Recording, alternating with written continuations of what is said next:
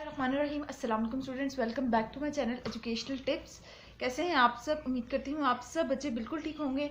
तो बच्चों, आज ही हम शेयर करने जा रहे हैं यूनिट नंबर थ्री है जी हमारे पास ह्यूमन हेल्थ। ठीक है, यानी हम लोग इंसानी हेल्थ की बात करेंगे कि किस किस तरह से हमारी हेल्थ जो है वो अच्छी रह सकती है और किस किस तरह से हम लोगों पर कौन कौन सी चीज़ें इफेक्ट कर रही हैं। ठीक है जी, तो चलिए स्टार्ट करते हैं अपना आज के लेक्चर। पेज नंबर आप सब बच्चे ओपन कर लीजिए, पेज नंबर 46 के ऊपर आ जाइए। तो यहाँ पे हमारे पास रीडिंग है, चलिए स्टार्ट करते हैं। in order for us to live our healthy to live our life actively, we should take care of our health। यानी कि अगर हम लोगों को अपनी लाइफ अच्छे से गुजारनी है, एक्टिव रहकर गुजारनी है, तो हम लोगों को क्या करना चाहिए? हमें अपनी हेल्थ की केयर करनी चाहिए। अब हेल्थ बेसिकली है क्या? बेसिकली बेटा हेल्थ जो है वो हमारी सेहत है। ठीक है, हमें अपनी सेहत का ख्याल रखना चाहिए अगर हम लोग को एक्टिवली हर काम करने हैं। If we do not have a good health, we will not be able to do daily task like going to school और मार्केट, ईटिंग, स्लीपिंग और इवन प्लेइंग। अब वो कह रहे हैं अगर हमारी हेल्थ अच्छी नहीं होगी, अगर हमारी सेहत अच्छी नहीं होगी, तो हम लोग कोई भी काम सही से नहीं कर सकते। चाहे उसमें स्कूल जाना है, चाहे हमारे पास मार्केट जाना है, इवन हमारा खाना पीने का भी दिल नहीं जाता, नींद भी सही से नहीं आती। You need to care for your body every day if you want to grow healthy. आप लोगों को अपनी बॉडी की केयर करनी चाहिए, अपनी डाइट का ख्याल रखना चाहिए। अगर आप लोग अच्छी तरह से ग्रो करना चाहते हैं, आप लोग हर काम अपना काम से करना सही से करना चाहते हैं।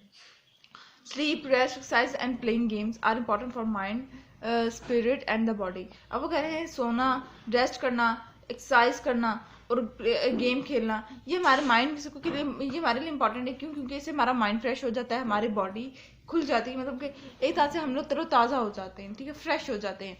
Food is one of the important factor for the healthy growth. Food एक बहुत इंपॉर्टेंट फैक्टर है, एक बहुत इंपॉर्टेंट कहते हैं चीज़ है एक हेल्थी ग्रोथ के लिए। वो कहते हैं ना कि अच्छी नशोनुमा पाओ। ठीक है, तो ये वो फूड जो है वो अच्छी नशोनुमा के लिए बहुत हमारी इम्पॉर्टेंट है। It should be balanced containing in a food from all 6 groups. वो कह रहे हैं कि हमारी जो फिर आगे जो फूड है वो भी एक यूँ कहते हैं बैलेंस्ड होनी चाहिए। यूँ नहीं कि हम लोग अगर देखिए जितना excess of everything is bad. ठीक है, अगर हम लोग एक्सट्रीम पे कोई चीज़ खा रहे हैं तो वो तो हम लोग को बीमार कर देगी। ठीक है, तो हम लोग को बैलेंस डाइट लेनी पड़ेगी। ठीक है, keeping our bodies and clothes clean, personal hygiene is another important factor. अब वो कह रहे हैं कि हमें अपनी बॉडी को क्लीन रखना है, साफ रखना है, अपने कपड़ों को साफ सुथरा रखना है, अपनी हाइजीन का, यानी कि हम लोगों को हाइजीन का ख्याल किस तरह से कि गंदी चीज़ें नहीं खानी। ठीक है, प्रॉपर साफ सुथरी चीज़ों का इस्तेमाल करना, ये भी एक इंपॉर्टेंट फैक्टर है हमारे लिए। अब बात करते हैं डिजीज़ बेसिकली होती क्या है? डिजीज़ बेसिकली हैं जी हमारे पास बीमारियाँ, हमें कौन कौन सी लग सकती हैं। Have you ever caught a cold? कभी आपको ठंड लगी है? How did you feel? आपको कैसा फील होता है? फील होता है ना जिसम टूटा टूटा, थका थका सा, और साथ ही साथ आप लोगों को फील होता होगा कि मुझे जुकाम हो रहा है, बुखार होता है। Did you have a runny nose? आप लोगों ने nose fever and a pain, जब आपको वो ठंड लगी है तो आप लोग की नोज बहना शुरू हो जाती है। ठीक है, जुकाम हो जाता है, आपको फीवर हो जाता है, बुखार हो जाता है, आपको पूरी बॉडी पेन करना शुरू कर देती है। You stuffy nose destroy your sense of smell. अब वो जो आपकी वो जो बहती हुई नाक है वो आपकी सूंघने की सलाहियत को ख़त्म कर देती है। क्योंकि जाहिर सी बात है, या तो आप अपने नौजी को संभाल सकते हैं या आप स्मेल सूंघ सकते हैं। ठीक है, उस टाइम आप स्मेल किसी भी चीज़ को करके देखें तो आपको कोई स्मेल नहीं आएगी। इस तरह से आपको कुछ खाने का दिल नहीं चाहता। Even taste buds are affected, आपके टेस्ट बर्ड्स इफेक्ट हो जाएंगे। A cold is a disease. वो कह रहे हैं कि ठंड लगना भी एक बीमारी है।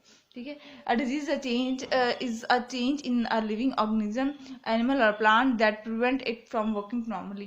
अब डिजीज की वो प्रॉपर डेफिनेशन बता रहे हैं, कह रहे हैं कि डिजीज क्या है? ये प्रॉपर डिजीज है।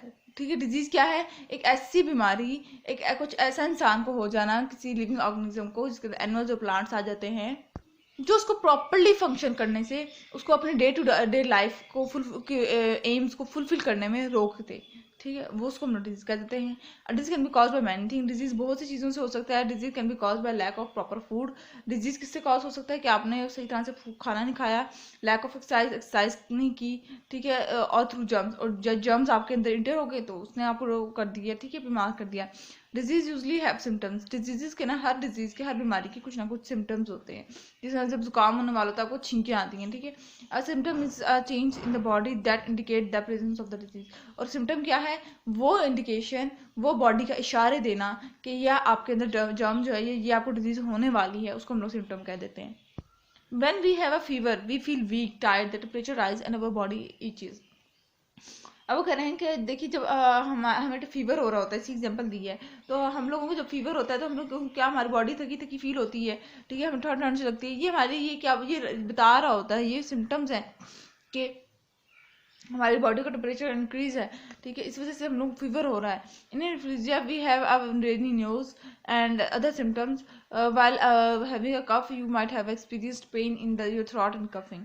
ठीक है, वो कह रहे हैं कि अगर जब आपको जुकाम हो रहा होता है तो आप अपने गले में पेन महसूस करते हैं, ठीक है, आपको थ्रॉट में बहुत ज़्यादा, और आपको खांसी बहुत ज़्यादा आती है, ठीक है। अगला आ जाते हैं अगले पेज पर। Disease are of two type, disease की दो एग्जाम होती हैं, एक को हम लोग कहते हैं नॉन कम्युनिकेबल या नॉन कंटीजियस डिजीज, और दूसरे को कहते हैं हम लोग कम्युनिकेबल या फिर कंटीजियस डिजीज, ठीक है जी। Disease that do not spread from a sick person to a healthy person is called non communicable disease. अब वो कह रहे हैं कि ऐसी डिजीज जो कि हमारे पास एक पर्सन से दूसरे पर्सन में ट्रांसफर ना हो सके, डिजीजेस कुछ होती है ना कि पर्सन टू पर्सन ट्रांसफर हो जाती हैं डिजीजेस, ठीक है, ऐसी डिजीज जो पर्सन टू पर्सन ना ट्रांसफर हो सके उनको क्या कहते हैं, हमारे पास नॉन कम्युनिकेबल डिजीज है। जैसे अंदर आ जाते हैं cancer, diabetes and heart disease are some common, are some non communicable disease. जैसे कैंसर हो गया, छूत की बीमारी तो नहीं है ना, पर्सन टू पर्सन नहीं लगता। हर डिजीजेस जितने भी हैं पर्सन टू पर्सन तो नहीं लग रहे, this disease can't be spread from one person to another. वो कह रहे हैं ये ऐसे डिजीजेस हैं जो कि पर्सन टू पर्सन ट्रांसफर नहीं होती, ठीक है। जबकि हम लोग, ये तो था नॉन कम्युनिकेबल डिजीज, और जबकि कम्युनिकेबल डिजीज वो होती हैं बेटे जो कि पर्सन टू पर्सन फैल जाती हैं, आराम से उनसे एक दूसरे पर्सन को लग जाते हैं। इसी तरह इसकी एग्जाम्पल हमारे पास कफ आ जाती है, छींकना, जुकाम जब किसी को होता है तो साथ वाले को साथ उसको झूठा पीने से, या वो जब छींकता है तो आपके जिसके अंदर आपके जर्म्स के, उसके अंदर आपके जर्म्स चले जाते हैं और आपको भी बीमार हो जाता है, आप लोगों को भी जुकाम हो जाता है। नेक्स्ट आ जाते हैं deficiency disease. Deficiency disease are by the lack और deficiency of some nutrients in the body. जब आपकी बॉडी के अंदर न्यूट्रिएंट्स की कमी हो जाती है, ठीक है, जब आपकी बॉडी के अंदर किसी से कमी हो जाएगी, न्यूट्रिएंट्स की कमी हो जाएगी, तो आप लोगों को कौन सी बीमारी होगी, डेफिशिएंसी डिजीज होगी, ठीक है। They can all be cured if the person eat enough of the particular nutrient. अब इनकी ये यूँ नहीं है कि ये अगर डिजीज होगी, ये डेफिशिएंसी डिजीज होगी है तो बंदा इसी के अंदर सारी जिंदगी में मुब्तला रहेगा, नहीं। अगर इंसान वो जिसको डेफिशिएंसी डिजीज हुई है, यानी जिसके अंदर न्यूट्रिएंट्स की कमी हुई है, अगर वो अपने फूड में न्यूट्रिएंट्स की अमाउंट ज़्यादा कर ले, ठीक है, उसकी बॉडी के अंदर वो न्यूट्रिएंट की डेफिशिएंसी फुलफिल हो जाएगी और इस तरह से वो ठीक हो जाएगा। In deficiency disease such as scurvy is not communicable, it is lack of vitamin C which caused it. Disease such as diabetes or asthma is not communicable. It is caused by some fault in the body, in the way the body is functioning. अब वो कह रहे हैं कि अगर हम deficiency disease की बात करें तो स्कर्वी जो है वो छूत बीमारी नहीं है, वो पर्सन टू पर्सन भी ट्रांसफर नहीं होती, और ये किससे होती है, ये जब बंदे के अंदर विटामिन सी की कमी हो रही होती है तब ये स्कर्वी डिजीज होती है। इसी तरह से अगर हम लोग डायबिटीज या अस्थमा की बात करें तो ये कब होती है, ये तब होती है जब हमारी बॉडी के अंदर कोई ख़राबी आ रही हो, कोई फॉल्ट आ रहा हो, ठीक है, कहीं से कोई बॉडी फंक्शन सही तरह से ना कर रहा हो। अब आ जाते हैं नेक्स्ट है जो वो है जो हमारे पास ऑब्स्टी। ऑब्स्टी क्या होता है, increase your risk of developing heart diseases. Obesity जो होता है ये हमारे पास हमारे हार्ट की जितनी बीमारियां हैं, दिल की बीमारियां लगने में जो ऑब्स्टी है, यानी मोटापा, ठीक है ना। ये क्या करता है ऑब्स्टी, इसके पीछे मेन रीज़न होती है कि जिनको ज़्यादातर हार्ट की बीमारियां उन्हीं के होते हैं जिनके अंदर ऑब्स्टी होती है, ठीक है। You are also more likely to suffer from diabetes and many other disease. आपको भी हो सकता है कि डायबिटीज हो जाए। It is a good idea to monitor how much food you are taking in. इस वजह से आप लोगों को चाहिए कि आप लोग अभी से अपनी फूड का, डाइट का ख्याल रखें कि आप लोग खा क्या रहे हैं, ठीक है ना। Prevention of non communicable diseases, non communicable diseases से कैसे बचा जा सकता है, यानी नॉन कम्युनिकेबल डिजीज ऐसे डिजीजेस जो कि स्प्रेड नहीं हो रही, ठीक है, पर्सन टू पर्सन, उनसे बचा कैसे जा सकता है। तो prevent non communicable disease we must follow certain guidelines. वो कह रहे हैं अगर हम लोग को नॉन कम्युनिकेबल डिजीज से बचना है तो हमें इन गाइडलाइंस को फॉलो करना चाहिए।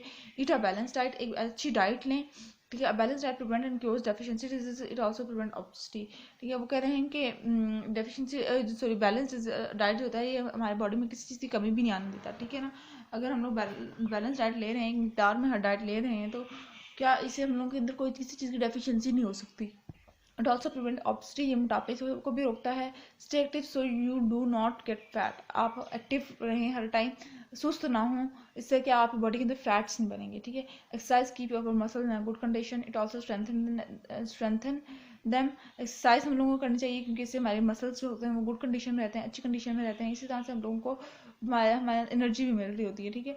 Our heart and lung also get benefit from regular exercise, हमारे अगर हम लोग एक्सरसाइज करेंगे तो हमारे हार्ट और लंग्स भी को भी फ़ायदा होगा।